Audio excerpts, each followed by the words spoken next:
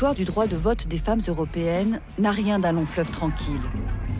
De la Révolution française à la fin du XXe siècle, des groupes de femmes, aidés de quelques hommes, se sont engagés pour faire valoir leur statut de citoyenne. Elles l'ont obtenu en battant le pavé, se sont fait railler, humilier, emprisonner, torturer. Elles l'ont arraché aux législateurs, quelquefois par la force, toujours par conviction. Pourquoi les pays européens ont-ils tant hésité à prendre cette décision politique qui semble aujourd'hui si évidente? Comment, depuis le XVIIIe siècle, ces citoyennes sans citoyenneté ont-elles pris part à la vie politique et sociale? Quels ont été leurs combats et qui les a menés?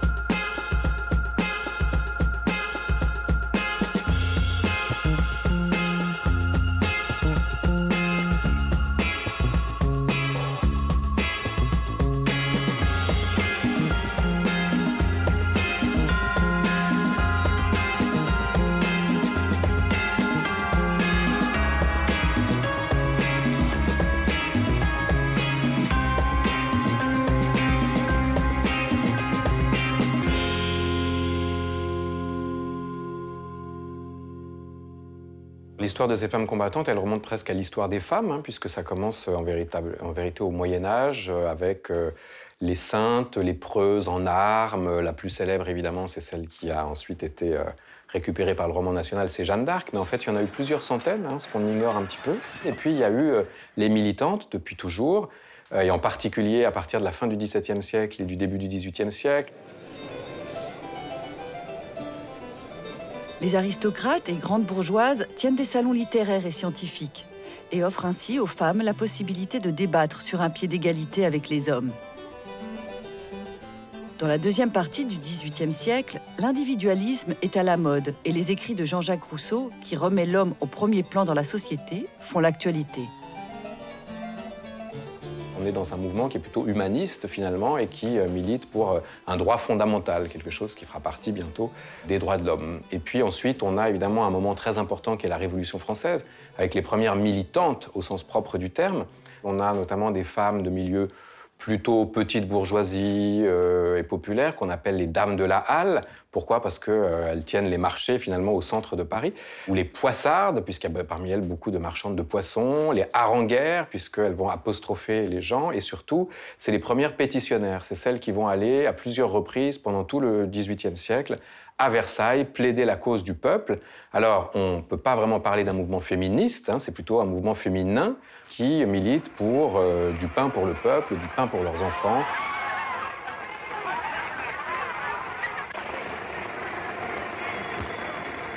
On pense notamment aux citoyennes tricoteuses.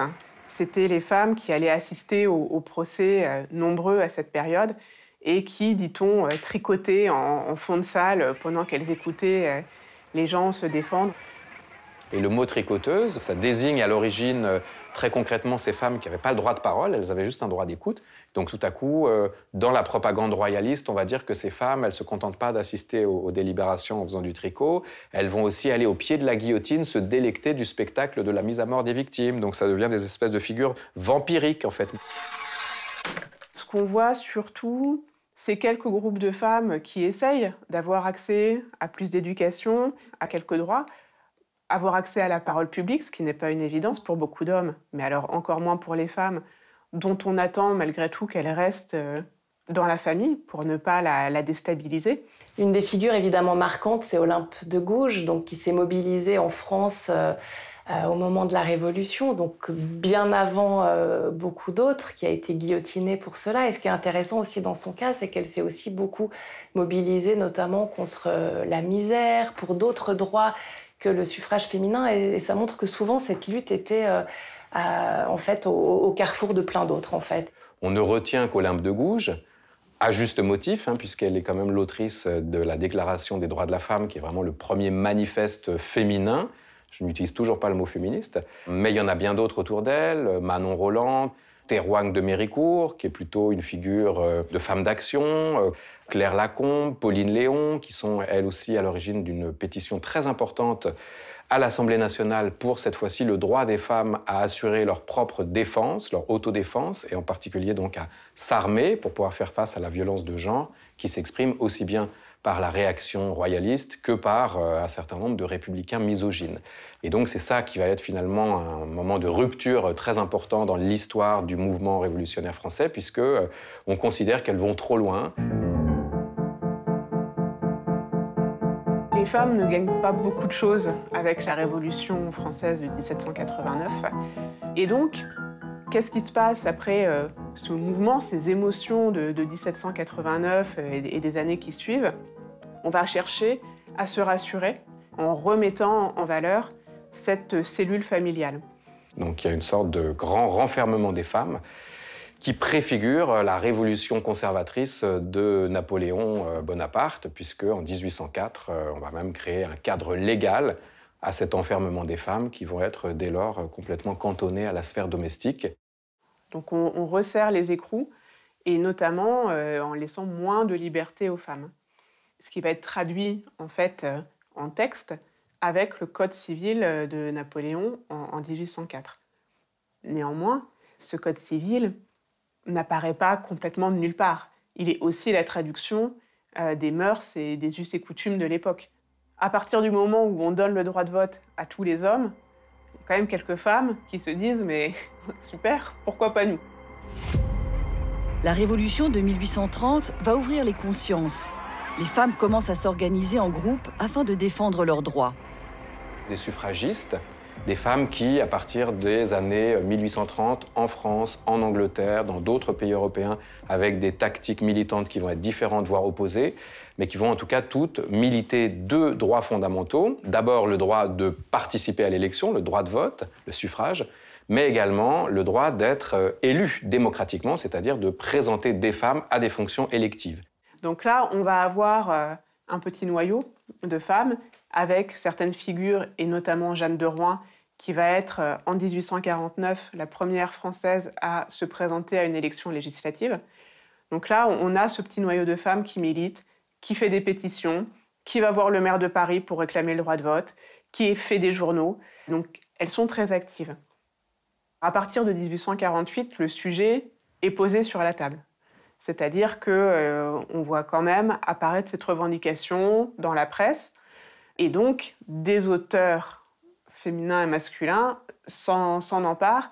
George Sand, c'est un cas particulier, c'est vraiment la figure féminine du 19e siècle. George Sand qui s'habille en pantalon, qui fume le cigare, qui revendique des amours homosexuels, lesbiennes, etc. Bon, voilà, il y a une provocation sur le plan des mœurs.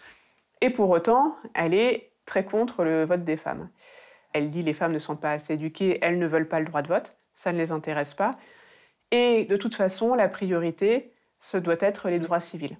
Et il n'est pas impossible qu'elle pense la même chose pour les hommes. Elle considère que ce n'est pas un combat prioritaire et que c'est même un combat probablement prématuré au motif que la femme du 19e siècle est une femme sous emprise et que donc que son vote ne pourrait qu'au mieux redoubler le vote de son mari ou au pire subir l'autre influence importante de l'époque qui est celle de l'Église et donc s'opposer à la mise en place d'une république laïque qui puisse se démarquer justement de tout pouvoir de l'Église. Et Victor Hugo est favorable aux droits des femmes, et il le dit, et il l'écrit, et il est notamment invité à un banquet républicain en 1872, et lors de ce banquet républicain, il fait un discours pour le vote des femmes. Et là où c'est très très intéressant, c'est que ce discours est imprimé, et que c'est probablement un des éléments qui est tombé sous les yeux d'une jeune orpheline qui est dans l'Allier, qui s'appelle Hubertine Auclair, et qui est libre de ses mouvements, prend ses affaires et arrive à Paris en 1873 avec l'ambition de rejoindre ces groupes pour militer en faveur des droits des femmes. Hubertine Auclair est la première militante à se déclarer féministe. Elle rejoint en 1877 la Ligue française pour le droit des femmes avec Victor Hugo comme ancien président d'honneur. Elle dira « Une république qui maintiendra les femmes dans une condition d'infériorité ne pourra pas faire les hommes égaux ». Elle s'attaque au droit de vote, à l'indépendance financière des femmes, à la séparation des biens dans les contrats de mariage et même à la féminisation de certains mots. En avril 1910, elle se présente comme candidate aux élections législatives, imitée par 2 autres femmes. Leur candidature n'est pas retenue. Ces actions de revendication sont largement relatées dans les médias qui la font connaître davantage, mais qui la marginalisent.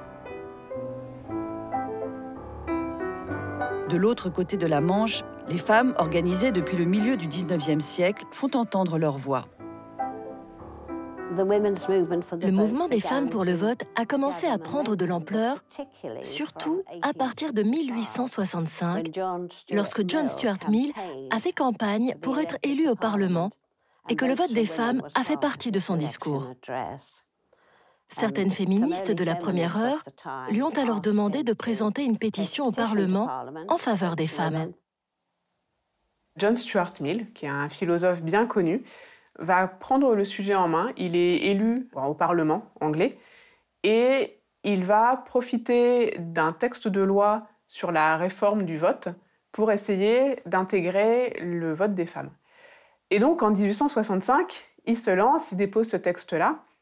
Il a alors bien sûr compris qu'il avait le pouvoir de faire bouger les choses. Mais l'année 1865 a été très importante, car par la suite, des petits groupes de femmes se sont constitués dans toute la Grande-Bretagne pour faire campagne en faveur du droit de vote des femmes.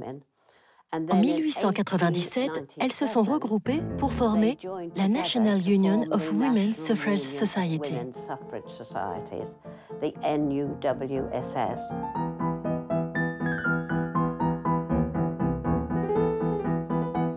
Et John Stuart Mill va remettre encore et encore le texte à chaque session parlementaire, et ça ne marche pas. Inspiré par les Anglaises et les Françaises, le mouvement féministe gagne bientôt toute l'Europe. À l'autre bout du monde, la Nouvelle-Zélande est le premier pays à accorder le droit de vote aux femmes. Les femmes ont pu voter en Nouvelle-Zélande dès 1893. Il ne faut pas oublier que c'était une jeune nation et qu'il y avait beaucoup d'émigrés. Je pense donc que tout cela a joué un rôle, alors qu'en Grande-Bretagne, c'était une société très ancienne, avec de vieilles traditions. Et vous aviez certains parlementaires qui cherchaient à tirer profit du vote des femmes.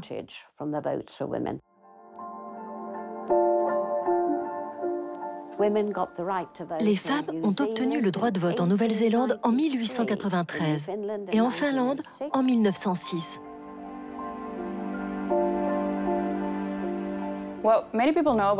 Ce que beaucoup de gens connaissent de la Finlande, c'est qu'il s'agit d'un pays aux 1000 lacs. C'est un pays magnifique, avec beaucoup de forêts, des gens sympathiques et de longs hivers. Mais ce que la plupart des gens ignorent, c'est que nous avons été le premier pays en Europe à accorder aux femmes le droit de voter et de se présenter aux élections. Cela a été possible grâce à des femmes, des régions rurales et des villes qui se sont réunies et qui ont dit « Nous avons une opportunité. Nous sommes en train d'écrire l'histoire. Nous nous détachons lentement de l'Empire russe. Faisons en sorte que cela compte, pour tout le monde. » Ce moment critique de l'histoire, où la Finlande a commencé à se libérer de l'Empire russe, a réellement créé un sentiment d'unité entre les hommes et les femmes. Parce que nous avions déjà eu notre mot à dire au niveau de la communauté, en organisant la charge de travail, en jouant différents rôles. Les femmes ne travaillaient pas seulement dans les zones rurales ou dans des emplois spécifiquement féminins. Elles avaient également une certaine égalité ou équité entre les différents rôles qu'elles occupaient dans la société. Une des hypothèses pour le caractère très précoce du droit de vote des femmes en Nouvelle-Zélande, en Australie et en Finlande, c'est peut-être que justement on est dans des mondes qui sont imprégnés d'une culture plutôt des affaires. Voilà, on est chez des hommes qui ont été des pionniers, qui ont été des découvreurs, qui ont été aussi des pilleurs, qui sont mêlés à toutes sortes d'affaires et qui peut-être considèrent que le vrai lieu de pouvoir, c'est pas le lieu de la représentation politique, mais précisément celui des affaires. Ce qu'on voit aussi en particulier dans le nord de l'Europe. Dans le nord de l'Europe, on dit, il y a aussi beaucoup de femmes à la fois élues à des postes parfois importants. On dit, c'est bien, elles gèrent les affaires courantes, et puis pendant ce temps-là, nous, on fait vraiment les affaires sérieuses que sont le commerce, le business, etc. Les Finlandais et les Finlandaises ont compris qu'ils seraient plus forts s'ils s'unissaient. Ce principe de solidarité a vraiment été l'argument principal pour justifier de l'importance de la participation des femmes en politique et de son intérêt pour l'ensemble de la société finlandaise. C'est arrivé assez vite. C'est à cette époque que ce sentiment s'est développé de plus en plus, notamment en Europe. Et nous l'avons saisi parce qu'une fenêtre d'opportunité s'est ouverte. Si en Finlande, la loi est passée en douceur, dans le reste de l'Europe, on considère encore ces féministes comme une incongruité, voire un danger extrême pour les hommes. Une véritable chasse aux sorcières est organisée.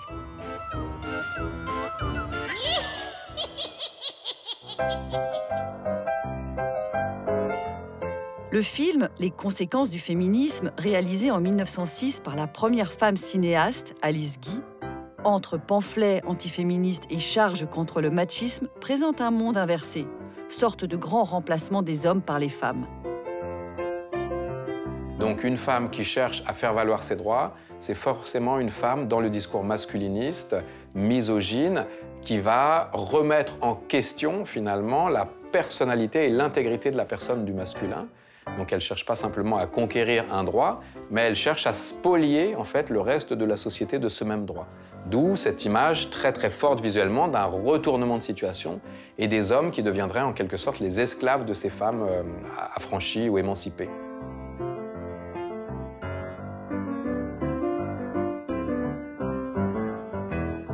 Il y a une sorte de passage à l'action directe, à l'action violente et à la rue, avec, alors là, c'est les suffragettes anglaises qui vont être les plus radicales dans cette action au début du XXe siècle. On a une grande figure qui s'appelle Emmeline Pankhurst, qui a 3 filles qui elles-mêmes vont toutes s'impliquer dans le mouvement et qui vont donc incarner finalement ce combat, qui commence avec des manifestations spectaculaires, très théâtralisées, avec un grand renfort de femmes artistes issues des écoles d'art qui vont faire des slogans magnifiques, organiser des processions assez incroyables.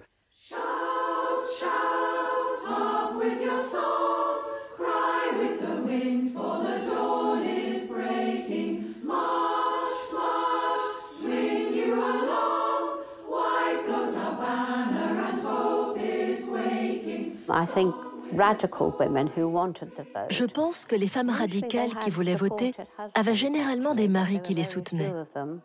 Mais elles étaient très peu nombreuses et il est important de se rappeler que c'est pour cette raison que l'Union sociale et politique des femmes a été fondée par Emmeline Pankhurst et sa fille aînée Christabel et quelques femmes médecins socialistes dans leur maison de Manchester en 1903.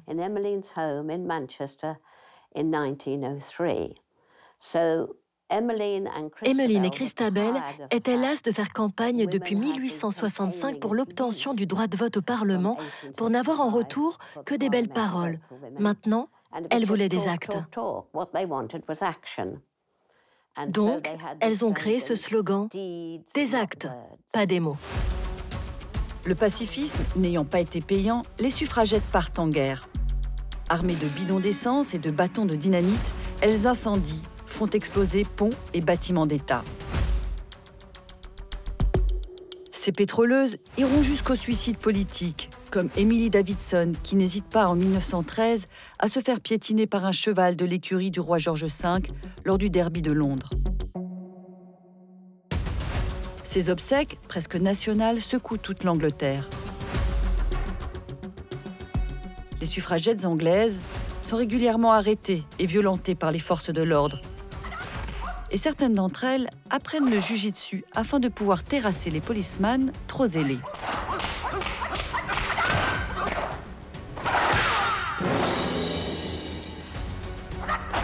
C'est la première fois qu'on utilise le mot terroriste pour autre chose que la violence de l'État.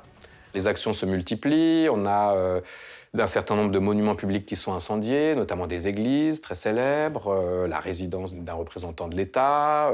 Il y a une attaque également qui est menée au moment d'un derby sur le cheval du roi et qui d'ailleurs entraîne la mort de la suffragette. Enfin, voilà, on a toutes ces actions qui se mettent en œuvre. Et parallèlement à ça, une violence d'État dans les prisons qui va, pour le coup, choquer l'opinion, puisque les femmes qui sont capturées à l'occasion de ces actions d'éclat vont revendiquer le fait d'être des prisonnières politiques et non pas des prisonnières de droit commun, puisqu'elles sont en fait arrêtées au motif du trouble à l'ordre public.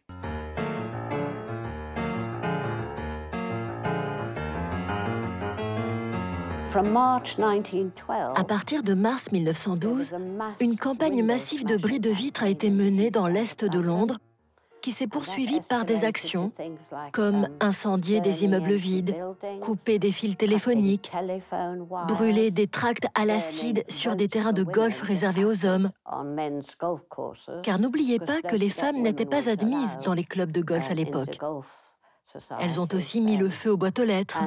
C'est ainsi qu'elles ont poussé la forme la plus extrême du militantisme, ce qui ne les a pas rendues très populaires en Europe. Elles entament une grande grève de la faim qui conduit, au bout de quelques semaines, à du gavage forcé, c'est-à-dire un médecin qui va user de toute son autorité pour pratiquer, à l'aide d'un entonnoir, le dépôt de mie de pain mélangé à du lait dans le gosier de ces femmes. Donc aujourd'hui, on appellerait ça un viol, finalement, puisque c'est l'intrusion violente d'un corps étranger dans le corps d'une femme sans son consentement. Il s'agissait d'un procédé horrible. Il existait deux méthodes principales pour l'alimentation forcée. L'une d'elles comportait un tube d'environ 1 mètre, 1,20 mètre que l'on faisait rentrer dans la narine jusqu'à l'estomac.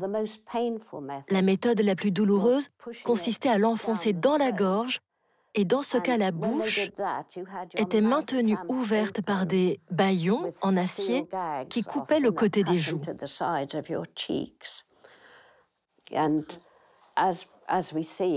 Et comme le montre l'un des journaux du mouvement des suffragettes au début de l'année 1914, certaines de ces femmes étaient droguées pour faciliter l'introduction des tubes.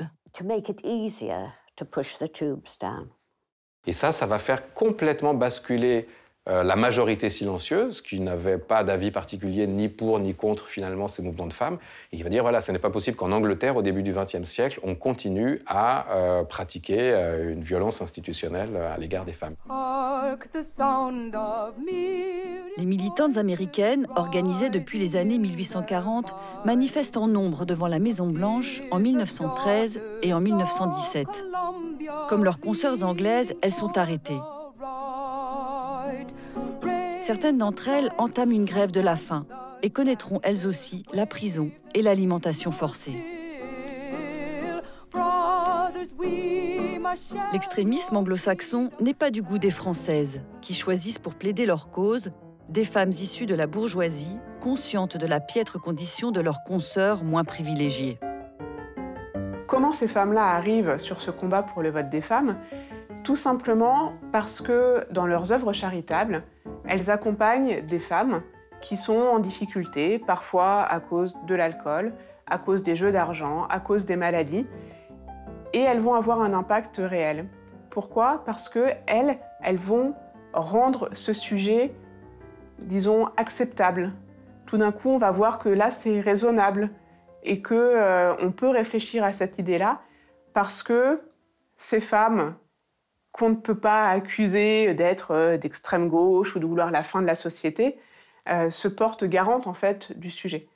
Donc là, tout d'un coup, aux yeux du grand public, on arrive sur une idée qui peut même être peut-être souhaitable. Déjà en 1790, Condorcet, aux côtés d'Olympe de Gouges, s'était prononcé en faveur du vote des femmes. C'est donc en son honneur que les suffragettes manifestent le 5 juillet 1914 dans les rues de Paris, à l'appel de Séverine, journaliste libertaire, féministe et pacifiste. Mais la déclaration de guerre, un mois plus tard, va tuer leurs espoirs. Il y a évidemment une union sacrée entre les femmes et les hommes pour partir en guerre. Les femmes vont symboliquement déposer les armes, en tout cas déporter la violence civile sur le terrain armé, participer à l'effort de guerre en étant notamment munitionnettes. Les fameuses munitionnettes, c'est ces femmes qui travaillent dans les usines d'armement, en remplaçant les hommes dans la plupart des fonctions économiques importantes pour pouvoir les libérer pour partir au combat. On est en 1916, il y a eu des massacres énormes et une bonne partie de la jeunesse française qui est décédée. Maurice Barrès, leader de la droite nationaliste française, va tout d'un coup proposer ce qu'on appelle le vote des morts. Maurice Barrès se dit c'est pas normal que tous ces jeunes hommes qui auraient porté la France, la nation aux élections ne puissent plus être représentés. Et donc, qui est-ce qu'on peut aller chercher pour voter à leur place? Ça peut être le vieux père, éventuellement, mais la mère, la sœur, voilà, la femme. Et là, c'est vraiment très important parce qu'on vient imaginer que la femme puisse aller devant l'urne et déposer un bulletin. Si la France abandonne bientôt le projet, le vote des morts est adopté au Royaume-Uni et en Belgique. En 1914, Emmeline a suspendu le type d'action militante dont nous avons parlé lorsque toutes les suffragettes emprisonnées ont été libérées. Elle a donc attendu qu'elles soient libérées pour suspendre ses activités. Mais il ne faut pas oublier que pendant la Première Guerre mondiale, elle a encouragé les femmes à soutenir l'effort de guerre. C'était très patriotique. Mais elle a également intégré dans ses discours l'idée que si les femmes s'engageaient dans ce travail, elles ne pourraient pas se voir refuser le droit de vote.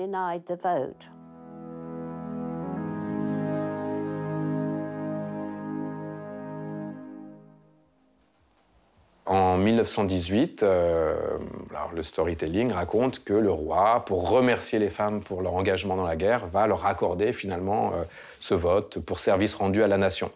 Et donc c'est évidemment une supercherie politique intéressante puisqu'on fait oublier pendant ce temps-là les 10-15 années de lutte armée à l'intérieur de la société civile, de ces suffragettes, et on feint de ne pas avoir cédé à la rue. Alors même qu'au début de la guerre, finalement, l'opinion majoritaire, elle est devenue favorable à ces femmes.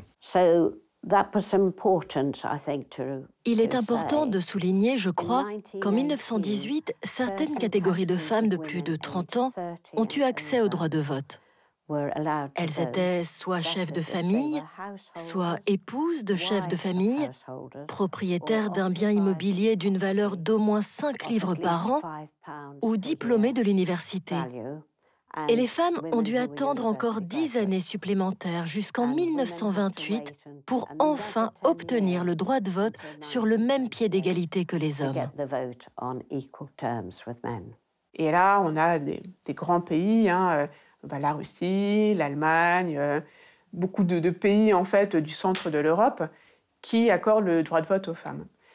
Ce qui s'explique par le fait quand même que ces pays-là ont tous changé de régime à ce moment-là. L'Allemagne n'existait pas avant 1918. Donc, ce sont à chaque fois des pays qui sont nés de l'éclatement des empires, de l'Empire austro-hongrois et puis du Saint-Empire germanique, qui font que tout d'un coup, on a une kyrielle de pays qui naissent, qui n'existaient pas avant. Entre les deux guerres, les pays européens, en grande majorité, accordent aux femmes le droit de vote, certains sous conditions. Restent encore quelques irréductibles qui rechignent à traiter les femmes comme des citoyennes à part entière. Au cœur de l'Europe, les militantes poursuivent le combat. Alors il y a évidemment beaucoup de Suissesses qui se sont mobilisées dès le 19e siècle, qui ont revendiqué avec des méthodes différentes, des arguments différents, mais je pourrais en citer une parce que je trouve qu'en plus elle est assez représentative de l'esprit suisse. C'est Antoinette Kinch, une vaudoise, qui disait qu'il fallait modifier la loi en faveur des femmes pour pouvoir la respecter, contrairement aux suffragettes anglaises, par exemple, qui prônaient une forme de désobéissance civile et qui disaient que quand les lois sont injustes, finalement, on peut les contourner. Antoinette Kinch est devenue avocate, l'une des premières avocates du canton de Vaud. Elle a défendu les femmes, très souvent gratuitement.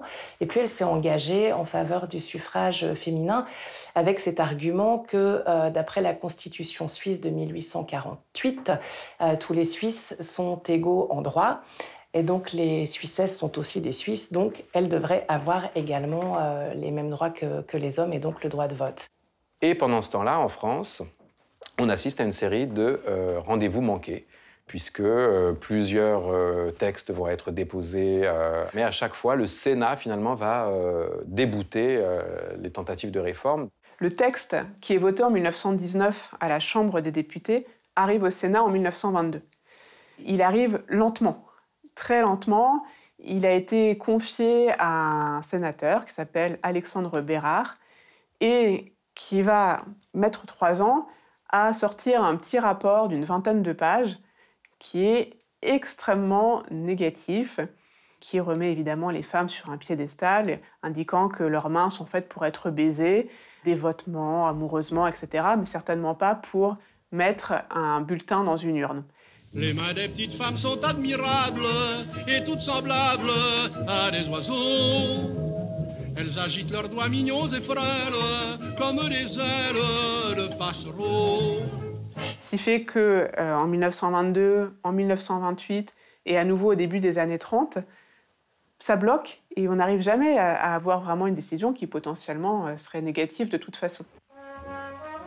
C'est à cette période qu'apparaît un personnage incontournable de l'histoire du vote féminin, Louise Weiss.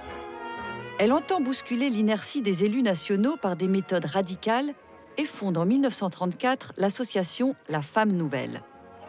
En 1935, elle se présente symboliquement aux élections municipales.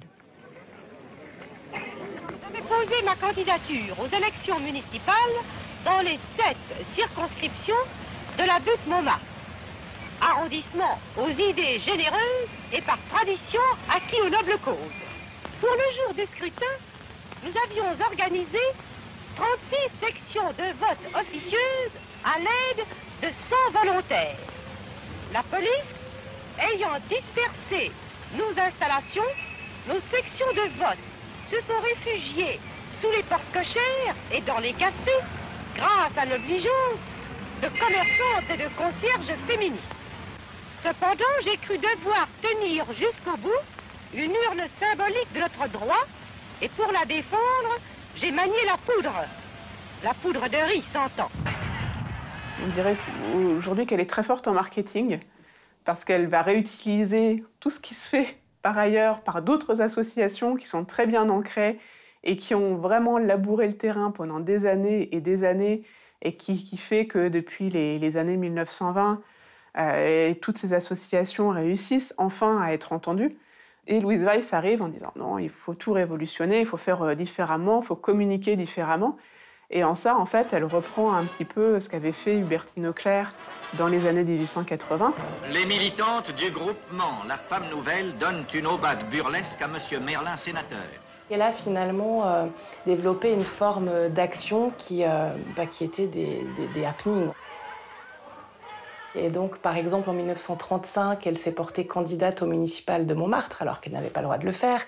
Elle a fabriqué des urnes avec des boîtes à chapeaux, les boîtes à chapeaux de l'époque. Elle a quand même obtenu 18 000 votes, ce qui n'est pas rien. Un autre jour, avec ses compagnes de l'association La Femme Nouvelle, elles ont organisé une grande distribution de tracts pendant la finale de Coupe de football français, donc au-dessus du stade. Elles ont accroché leurs tracts à des ballons et puis balancé les ballons dans le stade de football. Louise Weiss, elle s'enchaînait aussi parfois avec ses compagnes pour bloquer la circulation dans les rues. Et donc, elle avait finalement des modes d'action hyper modernes qu'on a pu voir ensuite utilisés par des groupes comme Greenpeace ou les Femen. Et voilà, je trouve qu'elle était d'une modernité assez incroyable pour les années 30. Et puis, elle faisait aussi ça avec de l'humour. Jusqu'à l'aube de la Deuxième Guerre mondiale, on n'a quasiment rien, à l'exception d'un court épisode qui a été parfois d'ailleurs un petit peu surévalué, c'est le Front populaire. Pendant le Front populaire, on a effectivement 3 femmes qui rentrent au gouvernement, mais attention, elles ne sont pas ministres, elles sont secrétaires d'État. Madame Léon Brunswick, sous-secrétaire d'État à l'Éducation nationale.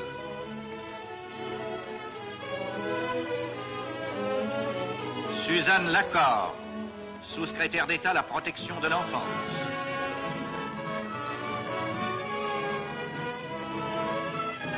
Madame Joliot-Curie, sous-secrétaire d'État aux recherches scientifiques. 3 femmes, pour la première fois dans l'histoire de la France, figurent dans un ministère.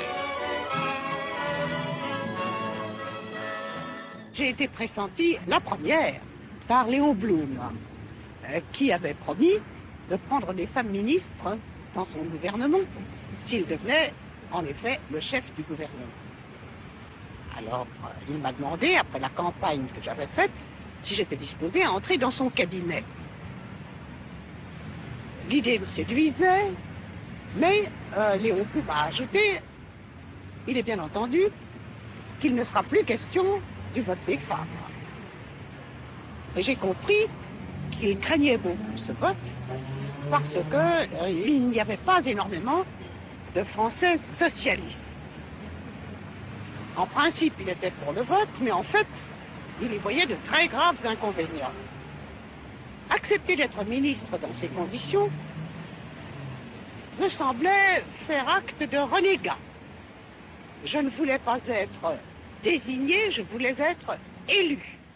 Léon Blum va se heurter en fait à son propre camp. Les femmes au pouvoir, c'est le début de la décadence. C'est vraiment le déclin de civilisation. Il y a plein de textes qui racontent ça. Mais à l'intérieur même du groupe majoritaire, à savoir les communistes, les radicaux socialistes, on a aussi une très grande hostilité à l'égard de ce vote des femmes. Si les radicaux socialistes sont persuadés que les femmes pencheraient vers un vote catholique, le régime de Vichy du maréchal Pétain voit d'un très mauvais œil ce nouveau privilège qu'on pourrait leur accorder. On peut considérer que finalement cette expérience malheureuse dans les suites qu'elle a eues du Front populaire, elle a dressé finalement, elle a désinhibé, on va dire, une droite et une hyper-droite dure qui vont cibler, dans une espèce d'amalgame d'ailleurs, les juifs, les femmes, les homosexuels, comme toutes les parties de la population finalement qui sont responsables du déclin de la civilisation que Vichy est censé contrarier en refondant sur des bases nouvelles la République, la Révolution nationale. Mesdames, Messieurs, nous avons le regret de vous informer que nous sommes dans l'obligation de suspendre le spectacle, la région parisienne venant d'être mise en état d'alerte.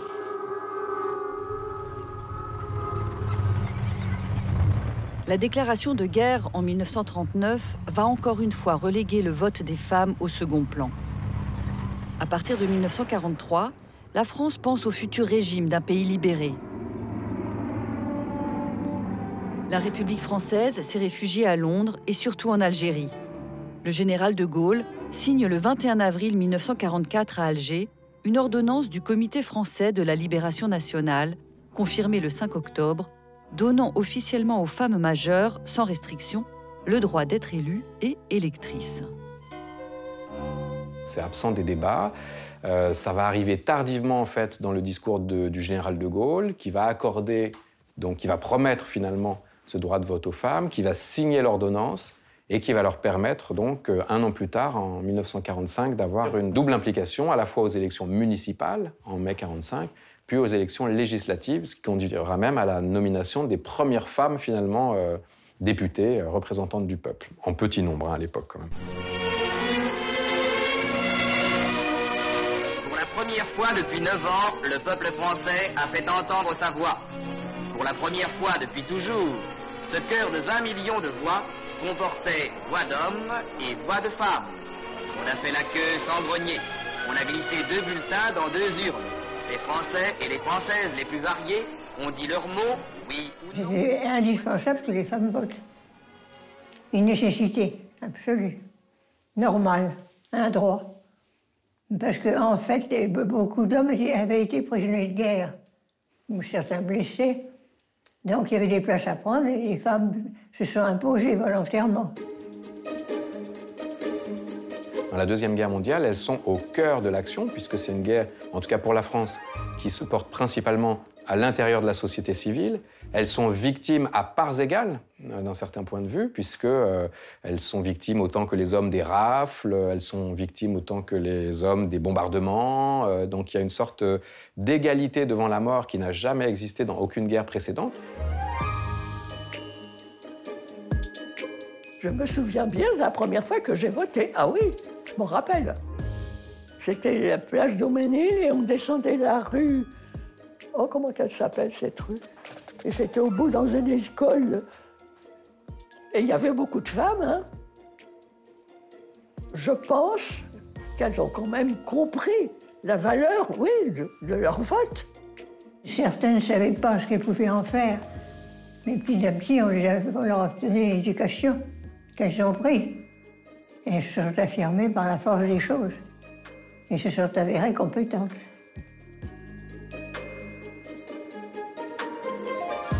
Une fois que j'ai eu le droit de vote, j'en ai utilisé.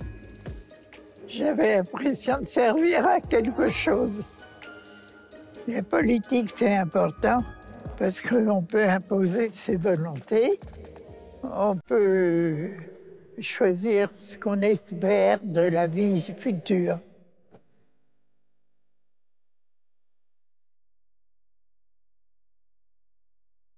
On peut s'étonner que la patrie des droits de l'homme arrive en queue de peloton.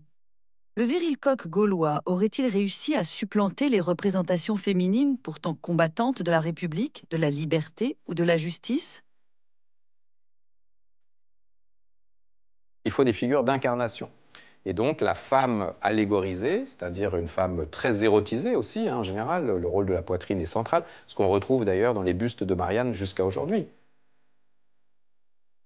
Quand vous allez vous promener dans les couloirs de l'Assemblée nationale ou quelques lieux phares comme ça de la République, il y a beaucoup de statues de femmes assez dénudées par ailleurs, fort jolies. Et ça rejoint un petit peu cette idée de Marianne qui vient incarner la France et qui vient incarner la France à un moment où les Françaises n'ont pas le droit de vote. La République ou la nation. Donc c'est toujours des figures très généreuses et en fait qui arrivent à fédérer tout le monde puisqu'on peut y voir soit cette maternité heureuse et épanouie, ou au contraire, une figure stylisée de l'engagement, puisque ces figures, généralement, elles ont aussi des armes. Pour le volet un peu révolutionnaire, on lui rajoute un bonnet phrygien. Mais on est vraiment de cet ordre-là. La France est un pays qui n'a jamais dénigré les femmes, qui leur a même laissé une vraie place dans une vie intellectuelle. Donc, ça existe. Mais de là, en effet, à aller jusqu'au bout et à ce qu'elles aient des droits politiques, c'est autre chose.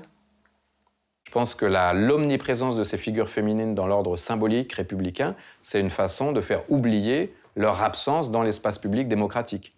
C'est un système de compensation, en fait. Je me suis souvent demandé pourquoi la France avait autant tardé à donner le droit de vote aux femmes. Parce que vous aviez eu la Révolution en France. Et alors pourquoi est-ce arrivé si tard? Pouvez-vous me l'expliquer? Comme on l'a vu pour d'autres pays, c'est au moment des changements de régime que le déclic s'est fait. Et en France, ça se révèle aussi exact, puisque 1944, c'est la fin de la Troisième République. Et donc, on va partir sur un nouveau régime. Parmi les retardataires européens, la Suisse, toujours sous la même constitution depuis 1848, et malgré les revendications des mouvements féminins, refuse à ses concitoyennes le droit de voter.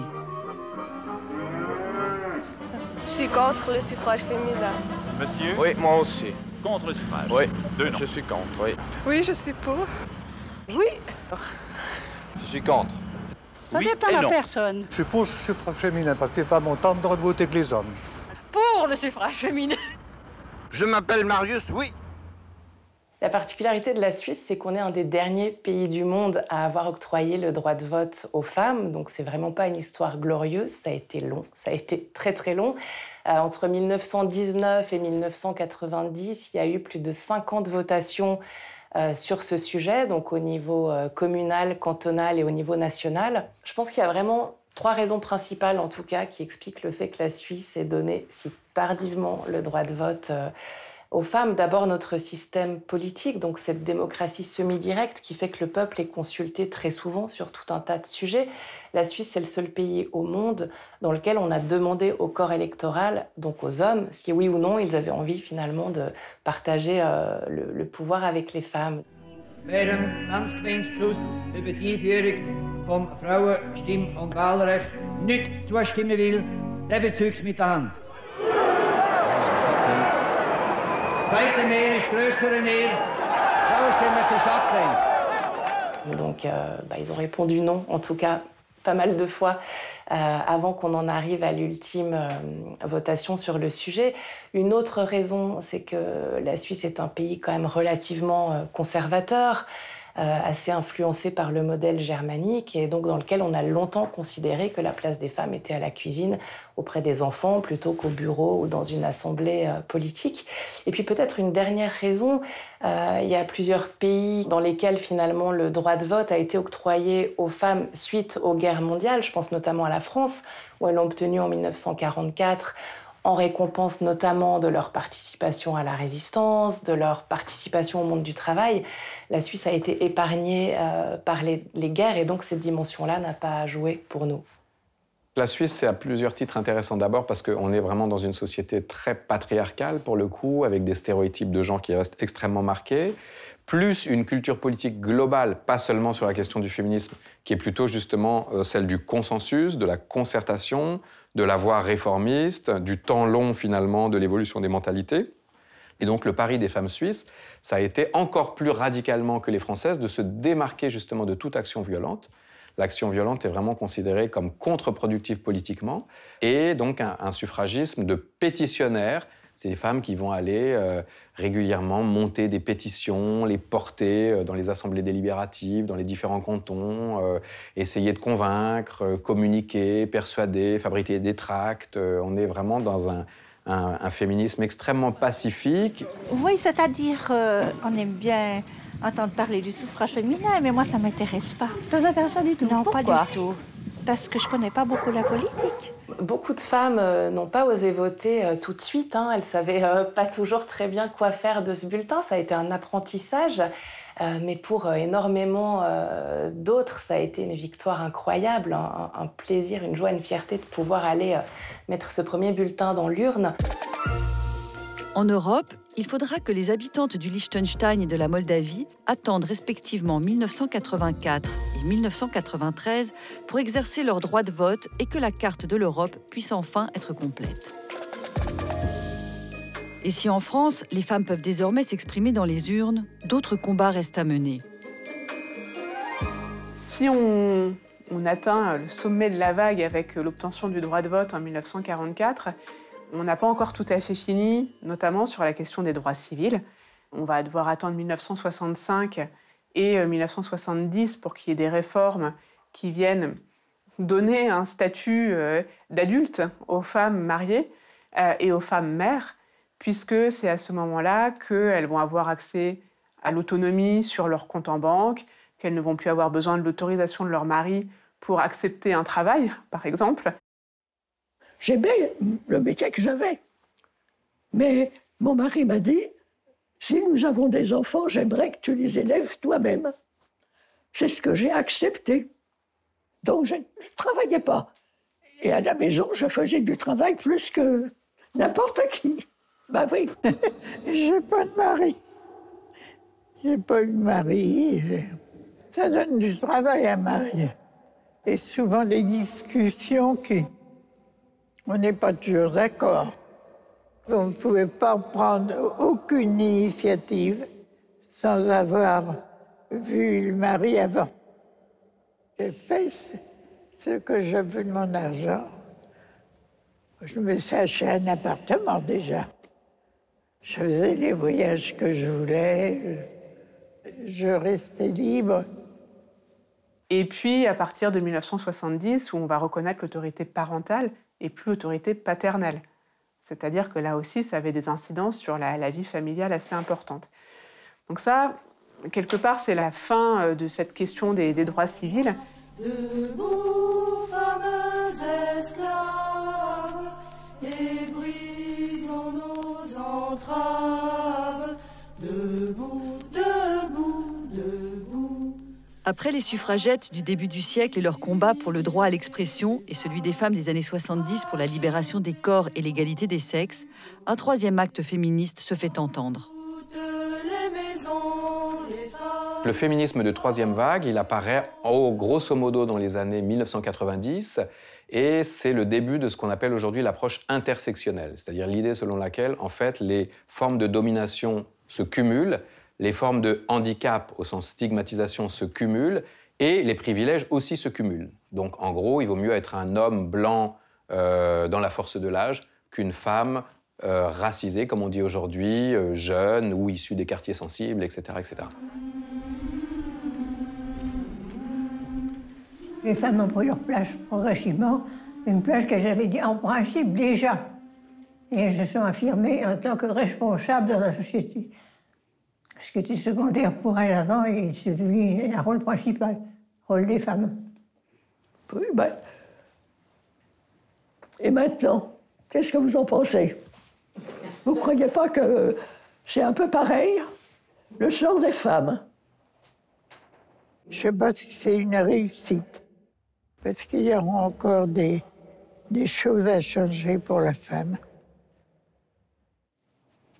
Nous, on avait du travail, mais on travaillait chez nous. Alors que maintenant, les femmes, elles travaillent à l'extérieur, et chez elles, il faut quand même qu'elles fassent encore. Hein. Qu'est-ce qu'il faudra faire de plus? Je ne vais pas vous dire, on va faire la révolution.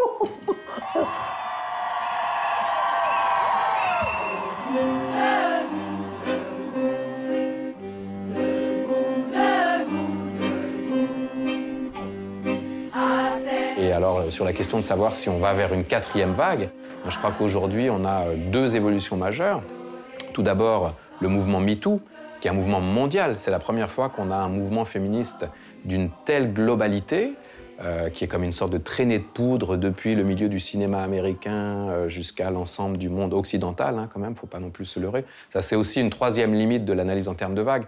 C'est que là, on ne parle que des femmes occidentales, principalement l'Europe de l'Ouest et les États-Unis. Hein, donc on laisse pour compte une grande partie de l'humanité souffrante de ces femmes qui, pour beaucoup, n'ont même pas accès au début du commencement des réformes en cours dans nos pays.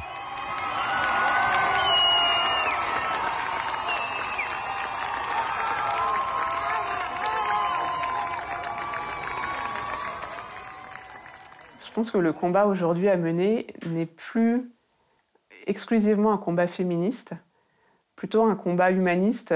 On parle beaucoup aujourd'hui de masculinité. On a quand même, pendant très longtemps, encadré très fortement la masculinité en faisant une norme de performance, de violence, de non-émotion. Et à mes yeux, je pense que c'est là-dessus qu'il faudrait qu'on travaille aujourd'hui collectivement pour autoriser les hommes à avoir finalement cette liberté d'être soi-même. Après avoir libéré les femmes, je pense qu'il faudrait libérer les hommes